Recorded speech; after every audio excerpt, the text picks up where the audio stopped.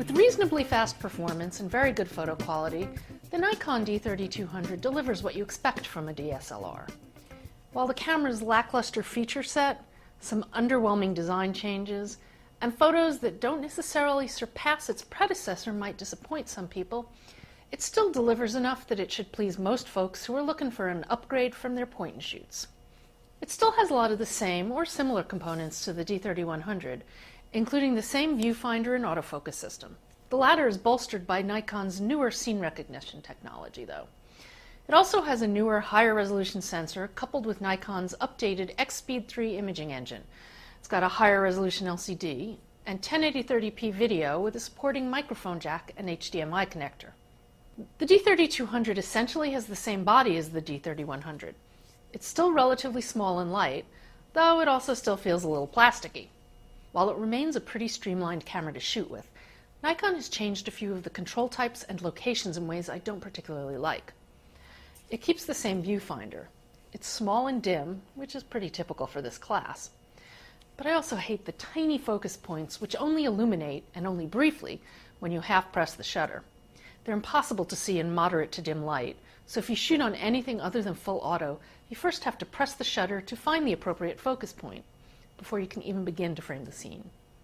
Nikon has also moved the record button to what I think is an awkward location. On the D3100, there's a combination live view record switch that falls under your right thumb, and that's really nice. Now we're back to the separate live view button on the back, which you have to invoke first before you can record, and a record button on top that you've got to stretch to reach. The D3200 does keep the nice guide mode that provides various levels of step-by-step help for a limited number of common shooting scenarios. And Nikon laudably puts the D3200's SD card slot in the more accessible grip side location. Unfortunately, it retains the bare-bones feature set of the D3100, right down to the lack of something as basic as bracketing. Compared to its competitors, the D3200 matches their photo quality, but doesn't really surpass them. In fact, I think the D3100 has better photos overall, and by the numbers it has a better noise profile. In general, the JPEGs look clean up through ISO 400. You don't gain any unambiguous advantages shooting RAW until about ISO 1600. It still gives you some headroom for image manipulation, but you can't easily produce a cleaner image without some trade-offs. In other respects, color, exposure, sharpness, tonal range, the camera fares very well. I wasn't terribly impressed with the video quality, though. It's okay for personal vacation type use, but even in good light it's fairly soft, and there are a variety of annoying edge-based artifacts. In dim light, it gets very noisy. The performance is definitely better than its predecessor, though still no rocket ship compared with models like the SLT-A37.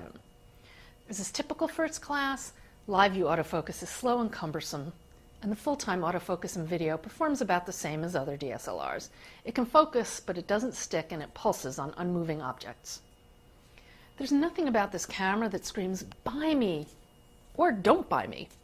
It's faster, has a better LCD, and better video than the D3100, but the higher resolution sensor doesn't deliver better photo quality. Its bare-bones feature set can't match that of the cheaper A37, and you can probably find the older but more feature-rich D5100 for less than the cost of the new D3200. Still, I think most entry-level shooters would be perfectly satisfied with the Nikon D3200.